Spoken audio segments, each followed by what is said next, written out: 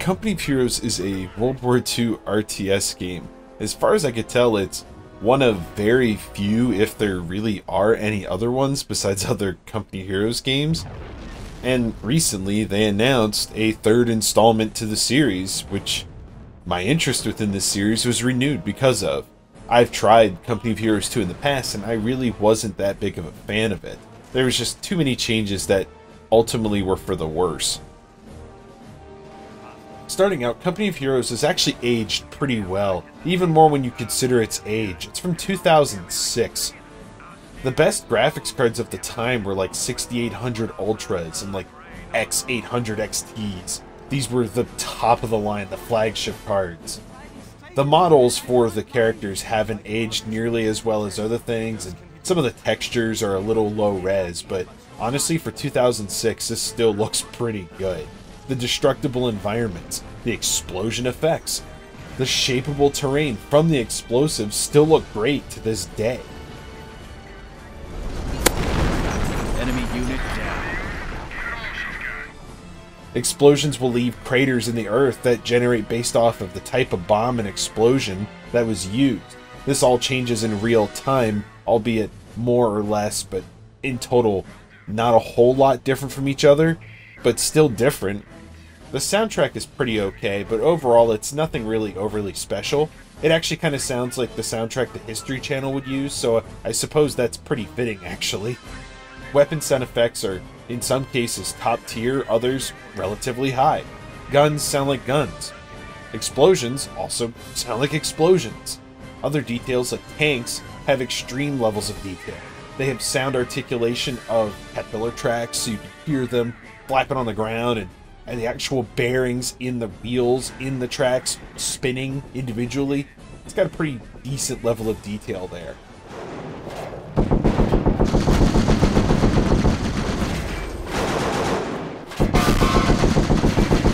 Enemy unit down. Let's get a move on. Voice acting on units and voiceover for briefings in general is actually really high quality. There are even a few lesser-known voice actors who will play major roles in the Company of Heroes series. Even units like the German ones that are speaking English, which is not their native language, they're pretty well voiced. It just actually would have been a better option if you could have used the German voices with captions in like campaign and stuff like that. Iron Harvest had this feature where they would make the nations speak their language, and honestly, even in this game, the voice actors are better in their native language. The voices for characters in the game will also react based off of their situation. Like when they're in combat, they'll become more distressed. Or if they're in like a stealthy location, they'll whisper and go quiet. Vehicles also will talk over the radio instead of normally when you click on them or tell them to move.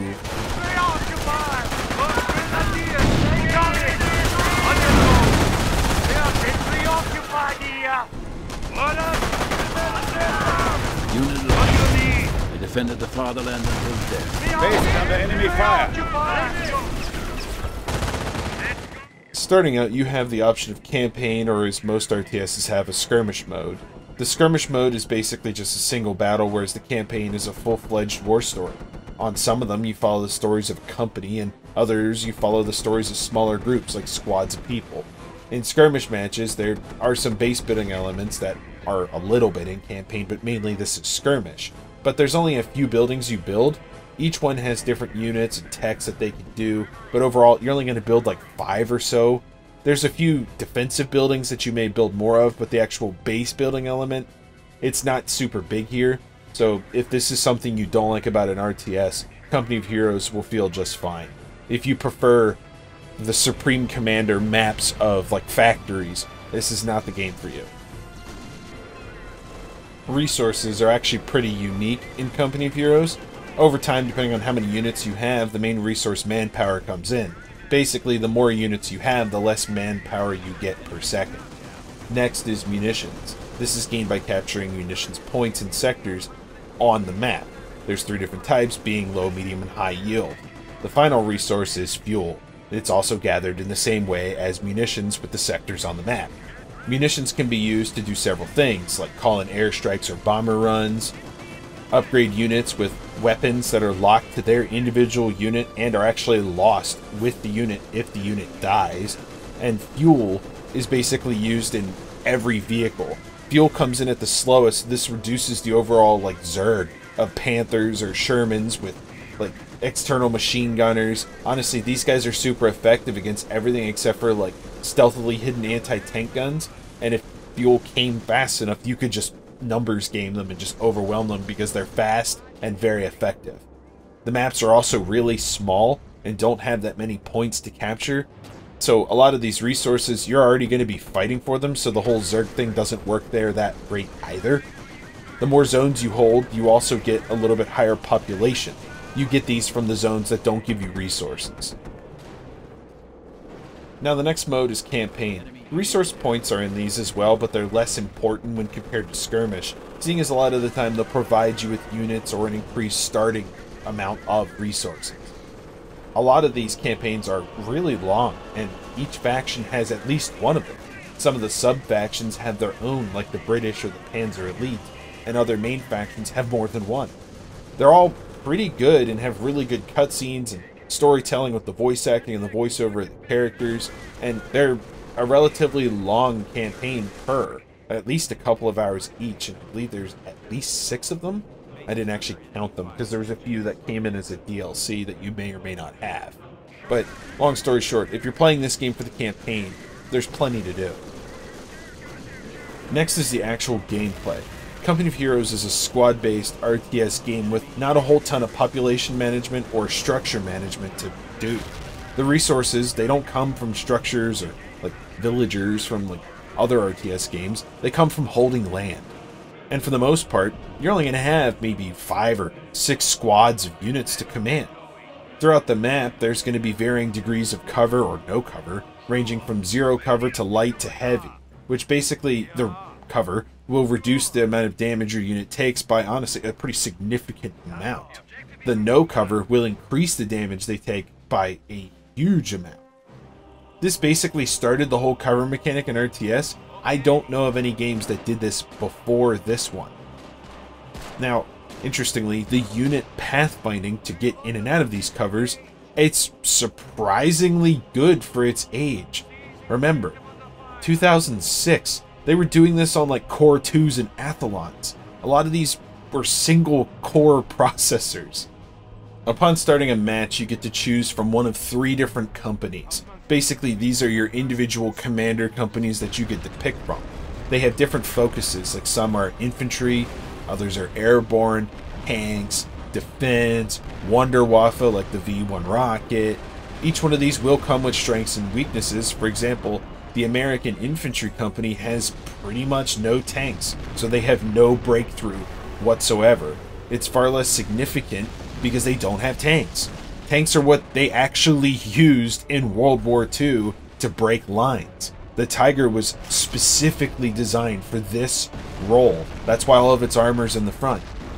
You level up each one of these tech trees, down a linear one really, until you have them all, from getting experience. Basically, you get experience from doing everything. Building structures, defenses, killing units, capturing zones. It all gives you a little bit, some gives you a lot of it. Speaking of killing units, all the factions except base Germany gain unit veterancy, like pretty much every RTS, that increases their effectiveness overall. Germany gets it for free as a research on a structure. However, it kind of seems like their units aren't as good, so maybe the upgrades are needed. I'm not sure. Even their own Panzer Elite, like spin-off faction, they get like a flat armor or damage upgrade that feels like it's like 20% per rank. So if you stack like a heavy machine gun with 3 damage upgrades, it just lays anybody down it looks at.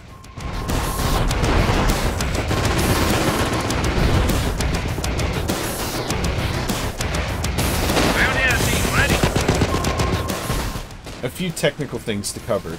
The game for me at 4K was locked at 24 frames per second for some reason.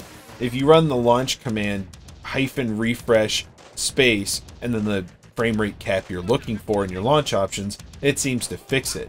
My monitor's 60 Hz, so I set my refresh to 60 as my launch command. If you're unfamiliar with what I'm talking about, you right-click the game on Steam, select Properties, and under the General tab there will be launch options at the bottom. Interestingly though, this won't fix the cutscene frame rate, so that'll still look really choppy. Also, multiplayer still works. Thanks, Relic. I guess that's what happens when you have a game developer who actually gives a care about their game and continues to support it. In the end, Company of Heroes has aged pretty okay in some areas, a couple of other areas not so okay, and relatively well in more areas than the other two combined. They really could spruce this game up with a better support for modern hardware with their game engine, some better textures and unit models, but overall the game is definitely playable today. I didn't have it crash or compatibility issues at all like you get with some older games, and in the end it still plays better than the second one in terms of gameplay at least. Company of Heroes also has a relatively strong mod community. A lot of these are even available on Steam and require zero user input to get them working. You just install the game and install the mod. Personally, I like the Blitzkrieg mod because it ups the lethality of weapons across the board a ton. Company of Heroes is still fun for the occasional skirmish, and the campaign overall is worth playing, but it's not super worth spending a lot of money, seeing as it's a 16-year-old game at this point, but it's definitely worth playing. If you ever could catch it on a sale or something, it's worth a buy. Thank you for watching the video. If you liked the video, please feel free to leave a like on the video. If you have any comments, questions, or concerns about the video or the game, please do leave a comment below. I, at the very least, will read every single comment.